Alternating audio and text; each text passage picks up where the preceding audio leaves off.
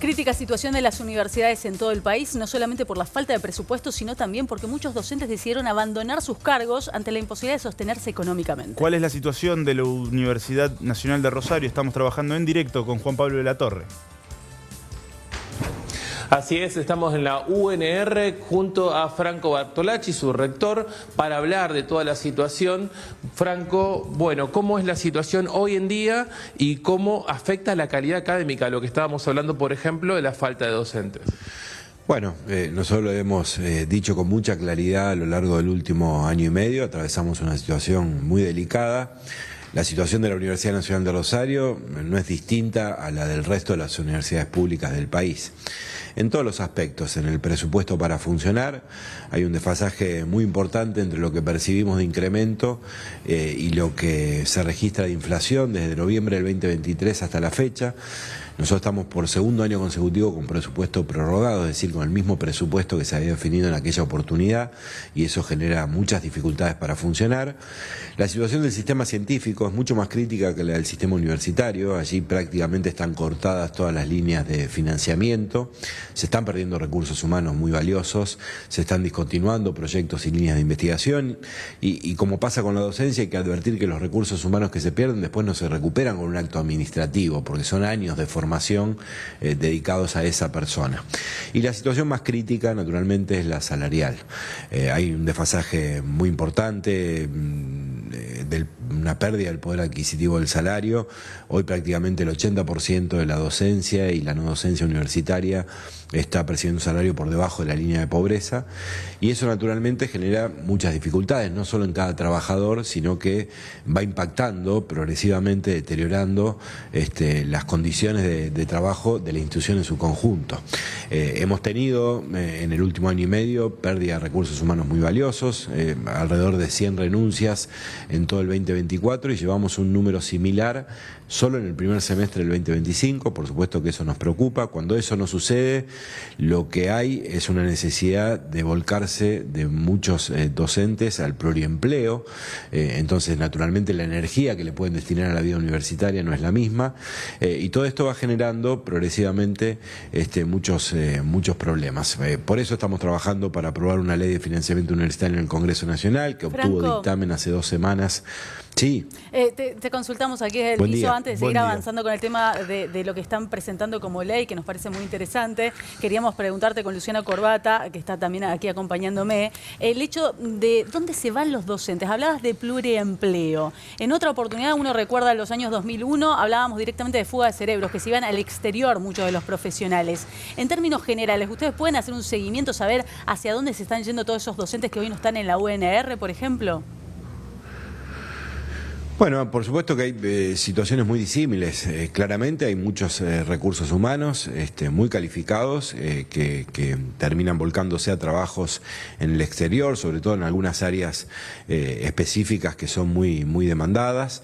Después hay docentes que tienen que sumar otros trabajos de docencias en otras instituciones, y hay quienes tienen que buscar otro tipo de trabajo para poder sobrevivir. Para que ustedes tengan una idea, ayer conversaba con un docente investigador que debe ser uno de los más prestigiosos de nuestra universidad, que tiene más de 20 años de antigüedad, que está al frente de una cátedra, que tiene postdoctorado en el exterior, mucho reconocimiento, y percibe por mes 320.000 pesos de salario.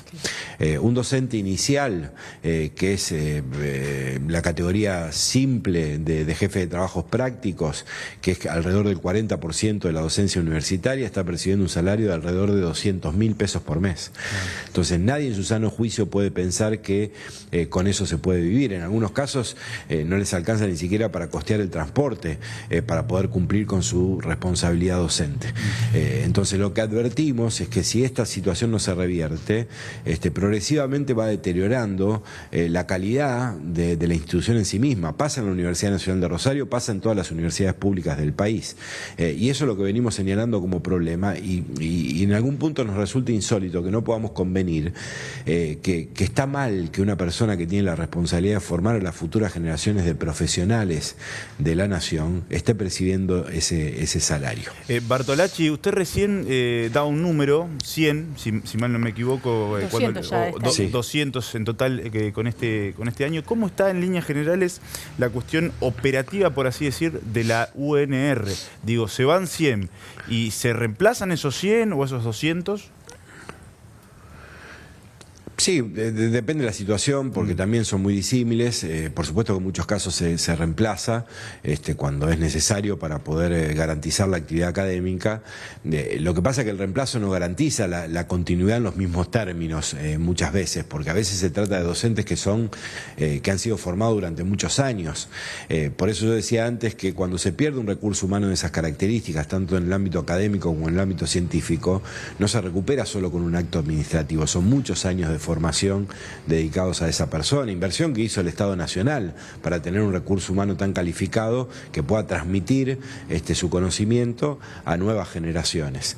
De todas maneras, creo que bien vale hacer un reconocimiento, en este caso a la comunidad de la UNR, puede ser extensivo a toda la comunidad académica y científica del país, porque en condiciones muy precarias como las que estoy describiendo, injustamente tratados la mayoría de las veces, siguen garantizando todos los días formación pública de excelencia. Cuando nosotros vemos estudiantes de nuestras escuelas preuniversitarias que son reconocidos en todo el mundo accediendo a puestos destacados en las competencias internacionales que puedan mencionarse, cuando podemos contar con cierto orgullo que este año, a pesar de todas las cosas que yo estoy diciendo, tuvimos el ingreso más importante de toda la historia de la Universidad Nacional de Rosario. Nosotros tuvimos hasta el 23 un promedio de ingreso de 20.000 estudiantes por año. Este año pasamos a 31.000. Nunca había crecido tanto en tan poco tiempo la cantidad de estudiantes universitarios. Cuando decimos con orgullo también que este año tuvimos récord de graduados, que es un problema que tiene la universidad pública, levantar su tasa de graduación. Bueno, en Rosario lo estamos empezando a hacer, pasamos de un promedio de 3.000 a 3.500. Bueno, esas cosas siguen pasando. La Universidad de Rosario está en un proceso de expansión inédito en toda su historia, a pesar de las condiciones precarias que tenemos, por el esfuerzo de un montón de gente que yo también quiero, en este contexto tan particular, valorar y ponderar. Sí, por supuesto, nosotros también lo destacamos en este sentido. Incluso la semana pasada estábamos con estudiantes que pasaron por el Politécnico Superior, una escuela pública, que hoy están en nivel universitario también dentro de la Universidad Nacional de Rosario, que se destacaron en química, y lo hacemos continuamente. Ahora, una cuestión que nos preocupa tiene que ver con lo que se pierde en tan poco tiempo, porque lo cierto es que lograr este desarrollo ha llevado años y años, y lo cierto es que en un lapso de 2 años estamos perdiendo a grandes profesionales. Y una pregunta que me surge es si ustedes hacen la lectura de que se están favoreciendo quizás otras universidades de tipo privado, justamente de esta situación tan crítica en el sector público. No sé si están así. Una de las razones que explica el incremento de estudiantes en nuestra universidad, por un lado, es básicamente haber puesto en marcha nuevas carreras que convocaron a nuevas generaciones de estudiantes, pero también hay una especie de migración de estudiantes de las universidades privadas al sistema público, que tienen a veces dificultades de costear sus estudios. Sí, eso está claro, pero yo pensaba en los docentes. Digo, docentes que quizás pasan de la esfera pública a la privada porque justamente allí obtienen mejores salarios. Hay algunos casos, en algunos casos puede suceder, no en todos los casos es así. Bien. Respecto al de financiamiento, ustedes estaban señalando que hay una presentación de una ley. ¿Nos puede brindar detalles al respecto?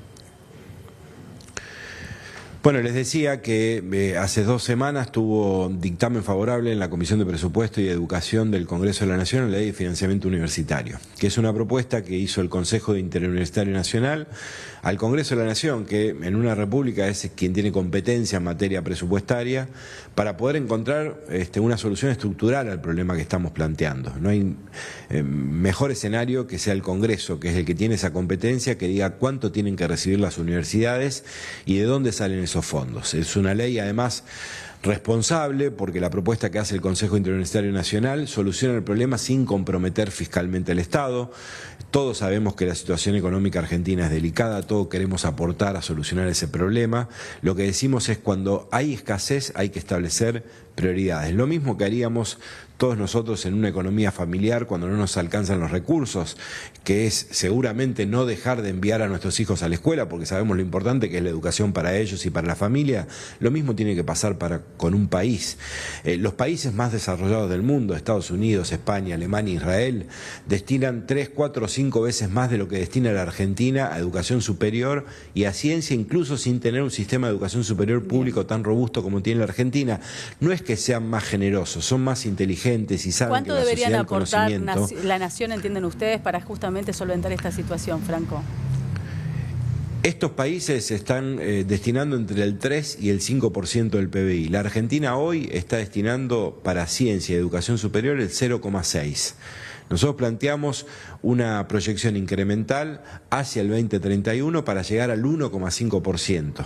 Y decimos específicamente en ese proyecto de ley de dónde salen esos recursos, que son de los recursos coparticipables, sin afectar lo que reciben las provincias y sin afectar y comprometer fiscalmente al Estado.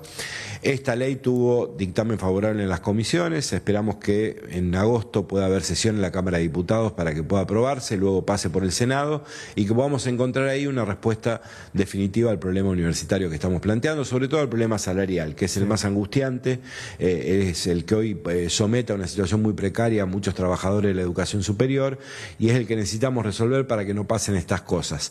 En el presupuesto de financiamiento también tenemos problemas adicionales, se empiezan a ver sobre todo en el mantenimiento y en el equipamiento. Claro, que lo señalamos. Gracias, Franco Bartolacci, por esta comunicación. Obviamente nos interesa el tema, nos preocupa, veremos qué ocurre en agosto entonces cuando se traten este proyecto de ley. Que tengas buen día, Franco. Gracias, buen día para ustedes, un abrazo. Abrazo, Juan. Gracias, Franco. Abrazo, nos vemos luego.